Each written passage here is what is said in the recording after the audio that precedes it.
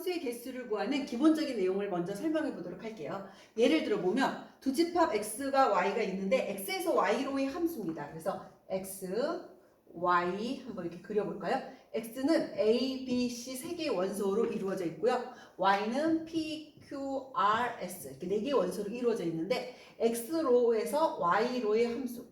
그럼 이 x를 정의역, 그쵸? 정의역. y를 우리가 공역이라고 합니다. 그럼 함수의 개수를 구하는 것을 한번 생각해보면 함수가 몇 개냐?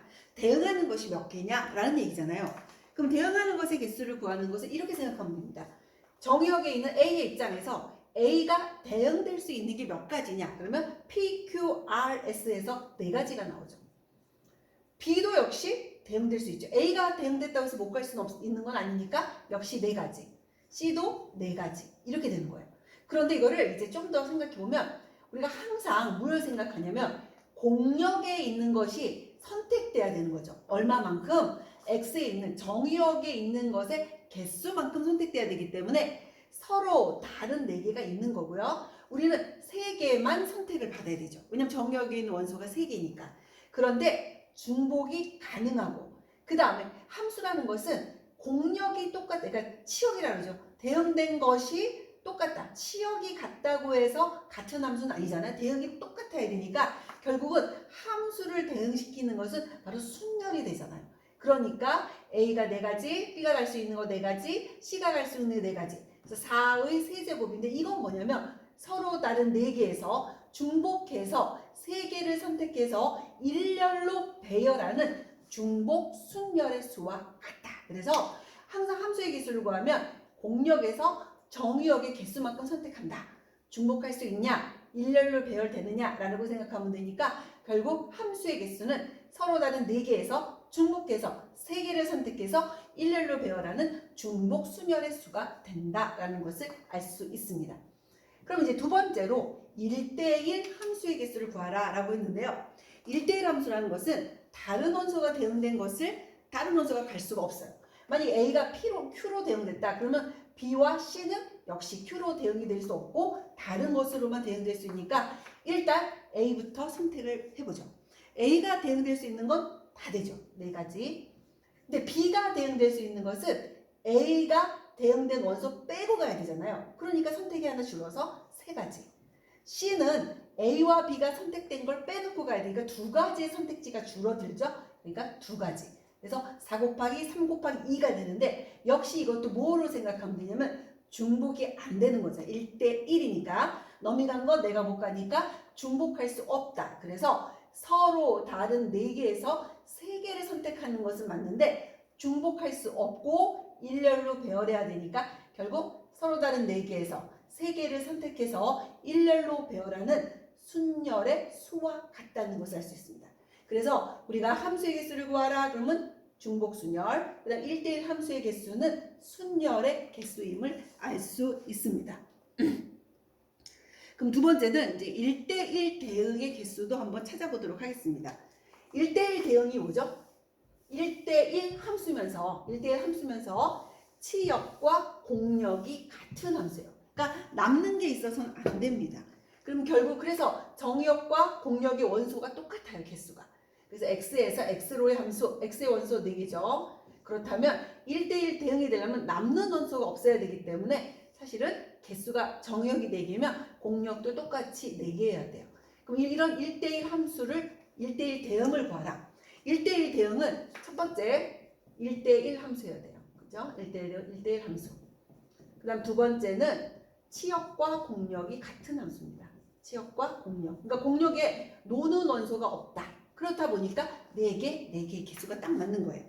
그러면 이제 1대1 대응의 개수를 구하라 라고 했으니까 1대1 대응의 개수를 한번 구해보면 결국 뭐가 되느냐? 이렇게 생각하면 되죠. A가 갈 수 있는 게 몇 가지예요? 4가지. B가 갈 수 있는 건 A가 간 거 빼고 가야죠? 3가지. C가 갈 수 있는 것도 A, B 간 거 빼고 가니까 2가지. 선택지가 점점 줄고 D는 남은 하나에 대응돼야 됩니다. 그 4 곱하기 3 곱하기 2 곱하기 1. 즉 뭐가 되는 거예요? 4P4. 서로 다른 4개에서 중복하지 않고 그냥 4개를 선택해서 일렬로 배열하는 4P4. 즉 4 팩토리얼이 되겠죠. 그러니까 1대1 대응의 특징은 뭐냐면 여기 정역에 있는 원소의 개수와 공역에 있는 원소의 개수가 똑같습니다. 그래서 1대1 대응의 개수를 구하라. 그러면 4p4 즉 4팩토리얼. 그래서 우리는 서로 다른 4개에서 4개를 뽑아 일렬로 배열하는 순열의 수로 역시 1대1 대응의 개수를 생각할 수 있습니다. 이제 우리가 순서가 정해지는 것의 개수를 한번 생각해 보겠습니다. 세 번째 유형은요. 집합 X와 이제 집합 Y가 있는데 한번 그림을 그려볼게요. 집합 X는 1, 2, 3. 집합 Y는 4, 5, 6, 7. 4개의 원소가 있네요. 이렇게 집합 F가 있다. 이런 함수가 있다. X에서 Y로의 함수를 구하라. 다음 조건을 만족한다. X1과 X2는 정역에 있는 원소를 얘기하는데 어떤 조건이냐면 한번 볼까요? X1과 X2가 달랐더니 함수값, fx1이 함수값이잖아요. 함수값도 다르더라. 이게 뭐의 정의입니까? 이게 바로 1대1 함수의 정의입니다. 여러분 1대1 함수의 정의는 뭐냐면 x값이 달랐더니 함수값이 다르더라. 우리가 명제에서 어떤 걸 배웠냐면 대우명제와 같다라고 했잖아요. 원명제와 대우명제는 똑같다라고 했으니까 이거의 대우명제를 취하면 fx1과 fx2가 같으면 x1과 x2가 같다. 이것도 1대1 함수의 정의예요. 함수값이 같았더니 알고 보니까 그 x가 같은 x였더라. 이런 얘기입니다. 그래서 근데 첫 번째 정의를 먼저 기억해 두세요. x1과 x2 정역에 있는 원소가 다른 원소라면 거기에 해당하는 함수값도 다르게 된다. 즉 1대1 함수. 우리 1대1 함수는 어떻게 해요? 중복하면 안 되는 거니까 서로 다른 4개에서 우리가 몇 개를 뽑아요? 정역의 개수만큼 3개를 뽑아 일렬로 배열하는 순열의 수와 같다라는 것을 여러분들이 알 수 있죠. 그래서 4p3, 그래서 4 곱하기 3 곱하기 2 해서 24가지의 경우가 있다라는 거 알 수 있네요. 이제 두 번째는 이건 또 뭐냐라고 보면 x1보다 x2가 커요. 그랬더니 함수값도 크더라. 이 얘기는 x값이 클수록 함수값도 큰 것에 대응이 돼야 된다. 이게 바로 뭔가요? 증가함수다라는 얘기예요. 예를 들면 이런 겁니다. 1이 4로 이제 1이 만약에 이렇게 할까? 1이 5로 대응됐어요. 그럼 2는 x가 큰 값이잖아 1보다. 그러면 5보다 더 큰 값으로 반드시 대응돼야 되지 2가 4로 대응되는 이런 경우는 없다라는 뜻입니다. 그러면 이제 우리는 어떤 생각을 하면 되냐면 이런 순서가 이미 결판 나 있는 경우 이런 것은 바로 조합에서요. 왜 그러냐면 우리가 항상 함수는 공역에서 정의역의 개수만큼 선택한다고 했으니까 공역이 4, 5, 6, 7, 4개가 되는데요. 그 중에 정의역에 있는 3개가 필요한 거예요. 선택된 거는 3개만 선택돼야 되는데 예를 들어서 4하고 6하고 7이 선택됐다라고 가정을 해보겠습니다. 4와 6과 7이 선택이 되면 우리가 크면 x값이 클수록 큰 거에 대응돼야 되니까 1은 당연히 4로 2는 6으로 3은 7로 대응돼서 선택만 하면 대응 관계는 자동 결정이에요. 그러니까 대응 관계를 생각할 필요가 없다는 얘기예요. 그러니까 원소만 선택해주면 자동으로 쫙 하고 화살표가 정해진다. 즉 뽑기만 하면 된다. 우리가 뽑기만 하면 되는 게 뭐죠? 바로 조합이잖아요. 그래서 우리 이런 것들은 서로 다른 4개에서 몇 개만 선택해 줍니다. 정의역의 개수인 3개만 선택해 주면 되니까 결국 4C3 그래서 4가지의 경우가 생긴다라는 것을 알 수 있습니다. 이번에는요. 등호가 있는 것에 대해서 공부해 볼게요.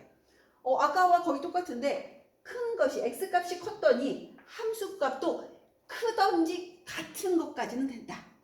그럼 이게 무슨 얘기냐? 같은 것도 된다라는 면을 여러분 잘 보세요. 그럼 이런 경우는 이제 우리가 했을 때 이런 걸 생각해 보면 되겠어요. 3개를 선택해야 되죠. 여튼간 공역에서 3개로 선택해도 되는데 같은 건 되는 거예요. 그럼 만약에 4, 4, 6을 선택했다. 그러면 이제 4가 2번 선택되고 6이 1번 선택됐어요. 그러면 대응 관계 어떻게 되냐면 큰 것이 커야지 작은 쪽으로 갈 수는 없잖아요. x값이 클수록 같던지 크던지 해야 되니까 1이 4로 대응되고 또 4를 2번 선택했으니까 2가 4로 대응돼야 되는 거고 그 다음 3이 이제 6으로 대응돼야 되는 이런 관계가 성립하니까 역시 마찬가지로 뽑기만 하면 자동으로 화살표가 결정이 되는 거구나. 그러니까 순서가 정해져 있다. 크기가 결정돼 있다라는 것은 뽑기만 하면 알아서 화살이 날아간다라고 생각하시면 돼요. 그럼 뽑기만 하면 된다가 바로 뭐죠? 조합이죠. 조합인데 중복할 수가 있는 거예요. 그래서 중복이 가능하구나. 그러니까 우리는 서로 다른 4개가 있다면 4개에서 중복을 해서 정의역의 개수인 3개만큼 선택하면 바로 이 우리가 원하는 함수의 개수를 구할 수 있다라는 것입니다. 그래서 여러분들 이거는 중복조합의 수를 이용하면 되겠네요. 그래서 7, 6 컨비네이션 3과 같고 계산을 해주면 결국 20가지의 경우가 생김을 알 수 있습니다.